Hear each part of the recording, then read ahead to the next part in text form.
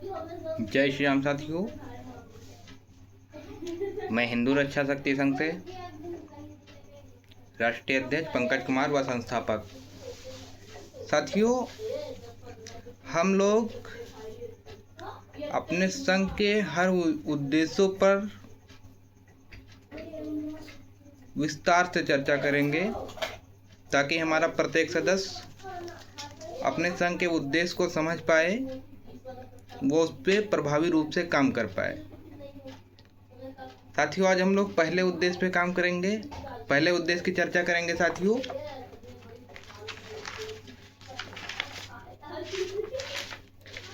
हमारे संघ का पहला उद्देश्य है हिंदू धर्म का प्रचार प्रसार करना, हिंदू धर्म को बढ़ावा देना, धार्मिक कार्यों उत्साहों में सहयोग करना, धर्म के रक्षा में अपना महत्वपूर्ण सहयोग देना। साथियों, प्रचार प्रसार करना क्या है? जो पहले धर्म थे उसमें शस्त्र और शास्त्र का ज्ञान साथियों दिया जाता था,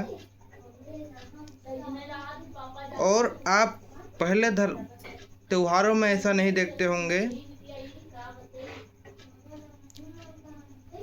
कि हम लोग नशा करते हों किसी त्यौहार में, या मदिरा पान का सेवन करते हों।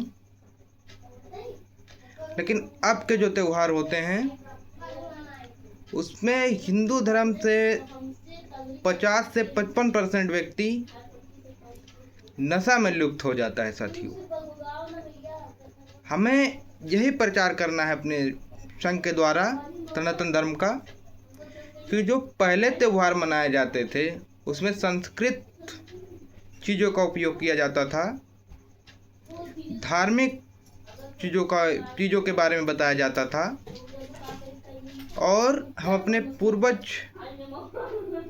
जो बुजुर्ग होते थे उनका आशीर्वाद लेते थे। साथियों, और आज के समय में ऐसा हो रहा है कि आज के समय में कोई भी त्यौहार कुछ हिंदू साथियों का नशे से शुरू होकर नशे पे ख़त्म हो जाता है। तो इस बात का हमें उन साथियों को समझाना है, और इस नशा जैसी कुरीति को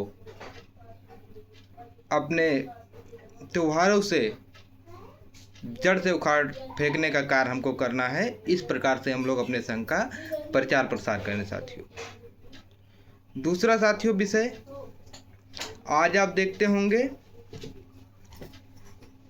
जगह जगह हिंदू के देवी देवताओं को नचाया जा रहा है। कभी उनको भगवान शंकर बना के नचाया जाता है, कभी उनको कृष्ण भगवान के रूप में नचाया जाता है, या कहीं माता पार्वती के रूप में नचाया जाता है, या कहीं बजरंगबली के रूप में नचाया जाता है। साथियों, ये जब हमारे देवी देवता होकर इन्हें स्टेज पर नचाया जाता है और हम लोग साथियों प्रसन्न होकर तालियां बजाते हैं और उनका मनोबल बढ़ाते हैं। लेकिन साथियों, ध्यान रखिए, हमारे शिव जगत पिता हैं, हमारी जगत जननी माता पार्वती जगत माता हैं। साथियों,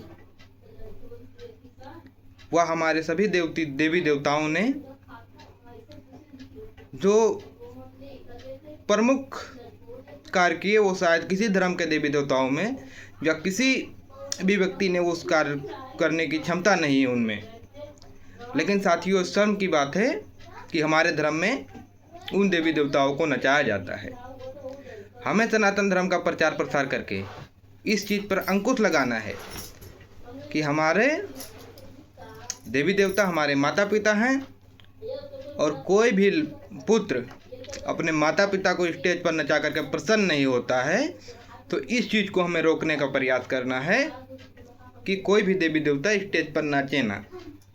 हाँ, देवी देवता की प्रतिमा बनाई जा सकती है और भक्त नाचें, उसमें आनंद लीजिए।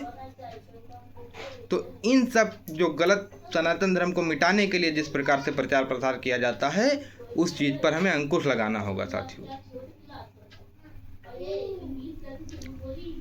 इसी तरीके से साथियों जगह जगह पे हमें अपने शस्त्र और शास्त्र के बारे में प्रचार करना है, अपने धार्मिक सनातनी भाइयों के साथ में जाकर के। साथियों आप लोग देखते होंगे हिंदू धर्म के किसी भी देवी देवता के घर हाथ में, आप किसी भी मठ मंदिर में देख लीजिए, कोई ऐसा देवी देवता नहीं होगा जिसके हाथ में कोई शस्त्र ना हो।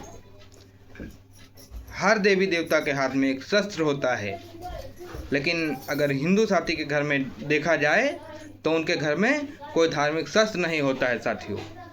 कोई गीता की किताब नहीं होगी, कोई रामायण का वो पाठ नहीं करते होंगे साथियों। जिस प्रकार से एक बच्चा विद्यालय में शिक्षा ग्रहण करने जाता है और अगर अपने वो किताबों को ध्यान से न पढ़े तो निश्चित रूप से वो फेल हो जाएगा, पास नहीं हो पाएगा, उत्तीर्ण नहीं हो पाएगा परीक्षा में। उसी प्रकार से जब हमारे धर्म के विषय में हमारे युवा साथी, हमारे छोटे छोटे बच्चे, जब तक हम लोग अपने धर्म की बातों को नहीं सीखेंगे, अपने देवी देवताओं के प्रतिमा जो रूप होते हैं उससे हम लोग नहीं शिक्षा लेंगे साथियों, तो जिस प्रकार से एक बच्चा फेल हो जाता है उसी प्रकार से हम जिस दिन हमारे धर्म की परीक्षा हुई उस दिन हम भी फेल हो जाएंगे साथियों, हम भी पास नहीं हो पाएंगे साथियों। हमें प्रतिदिन गीता का पाठ करना है, प्रतिदिन रामायण का पाठ करना है और साथ में अपने बच्चों को पाठ कराना है, ऐसी ऊर्जा शक्ति के साथ में कि हमें पूरे विश्व के सनातन साथियों को इस चीज़ में ला सकें कि वो प्रतिदिन गीता और रामायण का पाठ करें।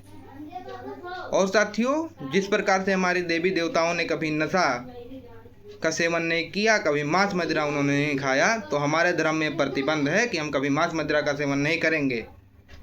उसी प्रकार से साथियों जब हमारे देवी देवताओं के हाथ में शस्त्र है, किसी के हाथ में धनुष है, किसी देवी देवता के हाथ में त्रिशूल है, किसी देवी देवता के साथ में बाण है, तो उसी प्रकार से हमारे घर में, हर हिंदू के घर में एक शस्त्र हो, चाहे वो त्रिशूल हो, चाहे वो धनुष हो, चाहे वो खड़क हो, चाहे वो धार्मिक तलवार हो साथियों।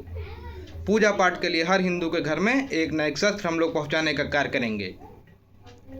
हमारे संघ का पहला उद्देश्य यही है। आप लोग धर्म का प्रचार प्रसार करिए संघ से जुड़कर, और हम लोग एक दिन अपने उद्देश्य को पूरे विश्व के सनातन के घरों में पहुंचाएंगे और अपने संघ से पूरे विश्व के हर एक व्यक्ति हिंदू साथियों को जोड़ेंगे साथियों। यही हमारे संघ का पहला उद्देश्य है और इसी के साथ मैं अपनी वाणी को विराम देता हूं और मैं आशा करता हूं कि सभी साथी इसी तरीके से काम करेंगे, एकजुट बनाकर काम करेंगे। हमारा लक्ष्य बहुत बड़ा है, समय बहुत कम है साथियों। हर एक सांस की कीमत हमें समझनी होगी। बहुत बहुत धन्यवाद, बहुत बहुत आभार आप सभी साथियों का। जय श्री राम, वंदे मातरम, भारत माता की जय।